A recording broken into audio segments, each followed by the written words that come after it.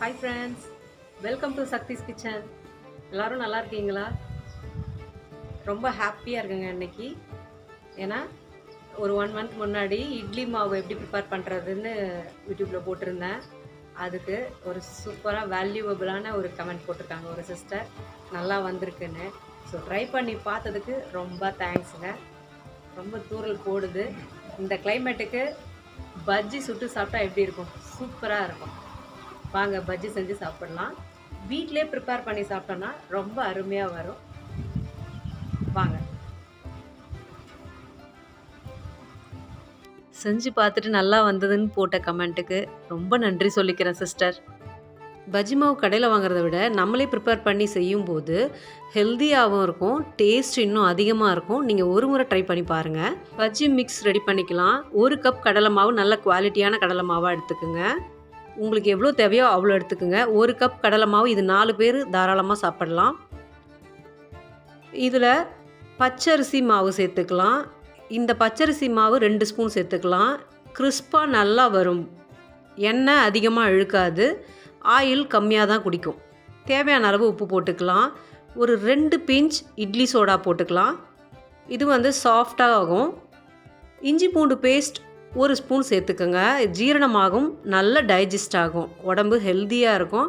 நீங்கள் இன்னும் எவ்வளோ பஜ்ஜி சாப்பிட்டாலும் உடம்புக்கு ஒன்றும் பண்ணாது, நல்லாயிருக்கும். 1 கப் மாவுக்கு 1½ ஸ்பூன் மிளகாய்த்தூள் சேர்த்துக்கலாம். மிளகாய்த்தூள் உங்கள் காரத்துக்கு ஏற்ற மாதிரி நீங்கள் சேர்த்துக்கோங்க. 2 ஸ்பூன் ஆயில் விட்டுக்கலாம். ஏன் ஆயில் 2 ஸ்பூன் விடுறோன்னா, வெளிப்பக்கம் நல்லா கிறிஸ்பாக இருக்கும், உள்ளே சாஃப்டாக இருக்கும், ரொம்ப அருமையாக வரும், எண்ணெய் அதிகமாக இழுக்காது. இந்த மாவை நல்லா மிக்ஸ் பண்ணிட்ட அப்புறம் நம்ம கொஞ்சம் கொஞ்சமாக தண்ணி ஊற்றி மிக்ஸ் பண்ணணும். இந்த மாதிரி கொஞ்சம் கொஞ்சமாக ஊற்றுனா நமக்கு ரொம்ப தண்ணி ஆகாது, எண்ணெய் அதிகமாக இழுக்காது. இந்த மாதிரி கொஞ்சம் கொஞ்சமாக நம்ம தண்ணி ஊற்றி பஜ்ஜி மாவு கன்சிஸ்டன்சிக்கு ஏற்ற மாதிரி நீங்கள் மிக்ஸ் பண்ணி வச்சுக்கோங்க. நீங்கள் மேலேருந்து அப்படி ஊற்றி பார்த்தா நல்லா திக்னஸாக ஊற்றணும், அந்த மாதிரி இருக்கணும். இதுதான் கன்சிஸ்டன்சி, கரெக்டான கன்சிஸ்டன்சினா இதுதான். இது மிக்ஸ் பண்ணிட்ட அப்புறம் ஒரு 1/4 டீஸ்பூன் அளவு பெருங்காயத்தூள் சேர்த்துக்கலாம். ரொம்ப உடம்புக்கு நல்லது, ஜீரணமாகிடும். அதே மாதிரி வாழைக்காய் பிஞ்சு தான் எடுத்துக்கணும். பிஞ்சு சாப்பிட்றதால வயிற்று புண் நல்லாக்கும், ரத்தம் அதிகமாகும், மசில்ஸை நல்லா ஸ்ட்ரென்தன் பண்ணும்.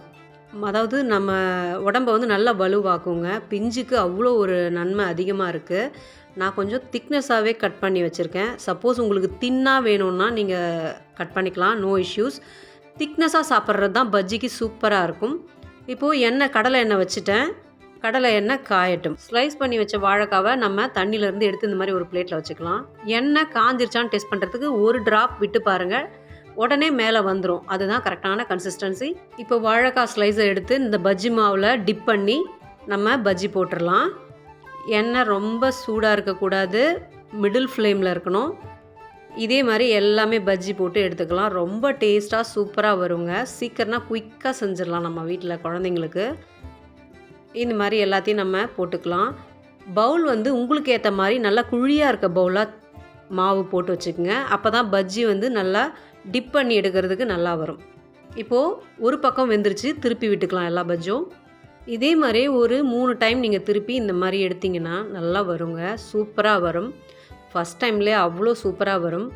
எண்ணெய் கிட்ட மட்டும் கொஞ்சம் கேர்ஃபுல்லாக இருக்கணுமே தவிர மற்றபடி பஜ்ஜி ரொம்ப ஈஸியானது. இப்போ பஜ்ஜி ரெடி, சூப்பரான பஜ்ஜி ரெடி. இந்த கிளைமேட்டுக்கு பஜ்ஜியும் ஒரு டீயும் குடித்தா எவ்வளோ சூப்பராக இருக்கும்.